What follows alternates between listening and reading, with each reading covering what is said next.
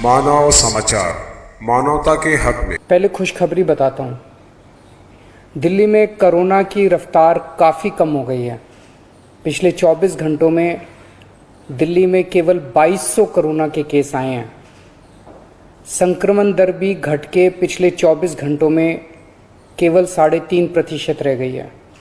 लेकिन इसका मतलब ये नहीं है कि कोरोना का खतरा टल गया, वो अभी भी है। हमें कोरोना से बचने के सभी उपाय करने हैं। अब दूसरी बात, चिंता की बात। आज से दिल्ली में युवाओं का वैक्सीनेशन बंद हो गया है। केंद्र सरकार ने युवाओं के लिए जितने वैक्सीन भेजे थे वो ख़त्म हो गए हैं। इसीलिए युवाओं के वैक्सीनेशन सेंटर आज से बंद किए जा रहे हैं। कुछ एक वैक्सीन की डोजेस बची हैं, वो कुछ एक सेंटर्स में दी जा रही हैं, वो भी शाम तक ख़त्म हो जाएंगी। कल से युवाओं के वैक्सीनेशन के सभी सेंटर बंद हो जाएंगे। मुझे बेहद दुख है कि हमें वैक्सीन ख़त्म होने के कारण युवाओं के वैक्सीनेशन सेंटर्स बंद करने पड़ रहे हैं। हमने केंद्र सरकार को भी लिख के बताया है। केंद्र से हमने और वैक्सीन मांगी है। जैसे ही हमें और वैक्सीन मिलेगी, हम फिर से ये सेंटर शुरू कर देंगे। दिल्ली को हर महीने 80 लाख वैक्सीन की ज़रूरत है, 80 लाख डोजेस की। इसके मुकाबले मई में हमें केवल 16 लाख वैक्सीन मिली और जून के महीने के लिए केंद्र ने दिल्ली का कोटा और भी कम कर दिया है। केंद्र सरकार से हमें जो चिट्ठी आई है कि जून में हमें केवल 8 लाख वैक्सीन दी जाएगी। मई में 16 लाख दी थी, जून में 8 लाख देंगे। अभी तक हम दिल्ली में टोटल 50 लाख वैक्सीन लगा चुके हैं और दिल्ली के सभी एडल्ट्स को वैक्सीन लगाने के लिए हमें 2.5 करोड़ और वैक्सीन चाहिए। अगर इसी रफ्तार से दिल्ली के एडल्ट्स, अगर इसी रफ्तार से हम चले, 8 लाख वैक्सीन हर महीने मिली तो दिल्ली के एडल्ट्स को ही वैक्सीन लगाने में 30 महीने लग जाएंगे, 30 महीने से भी ज़्यादा। तब तक तो न जाने कितनी और कोरोना की लहरें आएंगी, न जाने कितने और लोगों की मौत हो जाएगी।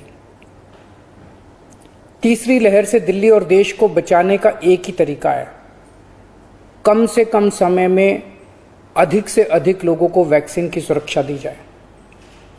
बेड, आईसीयू, ऑक्सीजन, दवाई, इन सब की तैयारी तो हम लोग कर रहे हैं, लेकिन कोरोना के घातक असर से बचाने में वैक्सीन ही सबसे ज्यादा असरदार हथियार है।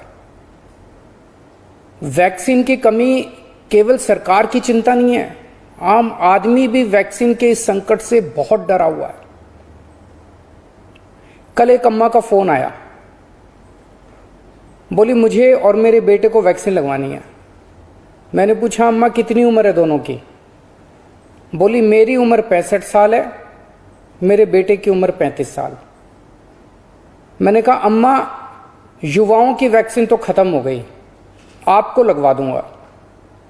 थोड़ा सोच के बोली अच्छा मेरे वाली वैक्सीन मेरे बेटे को लगवा दे, वो नौकरी के लिए घर से बाहर जाता है, मैं तो बूढ़ी हो गई, उसे तो आगे परिवार भी संभालना है, इसलिए उसका सुरक्षित रहना जरूरी है। ये सुन के दिल में बहुत पीड़ा हुई। आज वैक्सीन की कमी की वजह से देश में बेहद मुश्किल हालात पैदा हो गए। अगर देश में किसी पिता, किसी बेटे, किसी भाई, किसी माँ, किसी बहन के सामने ये धर्म संकट है कि वो खुद वैक्सीन ले या अपने परिवार के युवाओं के लिए छोड़ दे, तो इससे ज्यादा दुखद बात और क्या हो सकती है। कोरोना से लोगों की जान बचाने के लिए हमें देश में वैक्सीन की उपलब्धता तुरंत बढ़ानी पड़ेगी। इसके लिए केंद्र सरकार को मेरे 4 सुझाव हैं। पहला, भारतीय बायोटेक कंपनी जो कोवैक्सीन बनाती है, वो अपनी वैक्सीन का फॉर्मूला दूसरी कंपनियों को देने को तैयार हो गई है। देश में वैक्सीन बनाने वाली ढेरों कंपनियां हैं। केंद्र सरकार तुरंत उन सभी कंपनियों को बुलाए और उन्हें आदेश दे, उनसे रिक्वेस्ट ना करे, उन्हें आदेश दे कि वे सभी कंपनियां युद्ध स्तर पर समयबद्ध तरीके से वैक्सीन बनाना तुरंत चालू करें। मैं पूरी विनम्रता से कहना चाहता हूं कि इन सभी कंपनियों को अगले 24 घंटे में बुलाकर ये आदेश दिए जाएं। मेरी बात को अन्यथा ना लिया जाए। इस वक्त एक एक दिन कीमती है, इसलिए मैं ये बात कह रहा हूं। दूसरा सुझाव, सभी विदेशी वैक्सीन, जितनी विदेशी वैक्सीन है उनको भारत में इस्तेमाल करने की तुरंत इजाजत दी जाए। ये भी 24 घंटे में होना चाहिए, इसमें भी बिल्कुल देरी ना की जाए। और विदेशी वैक्सीन के जितने निर्माता हैं उनसे भारत सरकार बात करे। अभी भारत सरकार ने राज्यों पे छोड़ दिया कि स्टेट्स बात करें, हर राज्य अपने अपने स्तर पे विदेशी कंपनी वालों से बात करे। ये कोई अच्छा लगता है? भारत के 36 राज्य और यूनियन टेरिटरी हर कंपनी के सामने जाके आपस में लड़ रहे हैं। महाराष्ट्र हरियाणा से लड़ रहा है, हरियाणा दिल्ली से लड़ रहा है, आपस में लड़ रहे हैं सारे इन कंपनियों के सामने। इससे विदेशों में भारत की क्या छवि बन रही है? भारत सरकार उनसे खरीदेगी तो ये कंपनियां भारत सरकार को बहुत ज्यादा गंभीरता से लेंगी, और फिर भारत सरकार तो सीधे इन कंपनियों के देशों की सरकारों से बात कर सकती है ना। और भारत सरकार जब इन कंपनियों से बात करेगी तो भारत सरकार तो कई 100 करोड़ की वैक्सीन खरीदने की बात करेगी, तो जाहिर है ये कंपनियां भारत सरकार से कहीं ज्यादा अच्छे से बात करेंगी। तो भारत सरकार को इनसे वैक्सीन खरीद के राज्यों में बांट देनी चाहिए। तीसरा सुझाव, कुछ देश ऐसे हैं, पढ़ने में आ रहा है मीडिया में, कि जिन्होंने जरूरत से ज्यादा वैक्सीन जमा कर रखी है।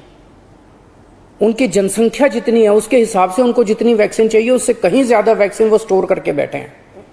उनसे भारत सरकार को वैक्सीन लेने के लिए गुजारिश करनी चाहिए, प्रार्थना करनी चाहिए। और चौथा सुझाव, ये जितने विदेशी कंपनियां वैक्सीन उत्पादक हैं उन्हें भारत में वैक्सीन उत्पादन करने की भी तुरंत अनुमति दी जाए। अंत में मेरा केंद्र सरकार से यही अनुरोध है कि दिल्ली को तुरंत वैक्सीन उपलब्ध करवाई जाए ताकि हम फिर से वैक्सीन लगाना चालू करें, अपने वैक्सीनेशन सेंटर खोलें और दिल्ली का वैक्सीन का कोटा भी बढ़ाया जाए। कोरोना की इस लहर में सबसे ज़्यादा युवा जिंदगियों का नुकसान हुआ है, युवाओं की मौत हुई है, और दिल्ली में इस वक्त युवाओं के कोटे की वैक्सीन खत्म हो गई है। नमस्कार।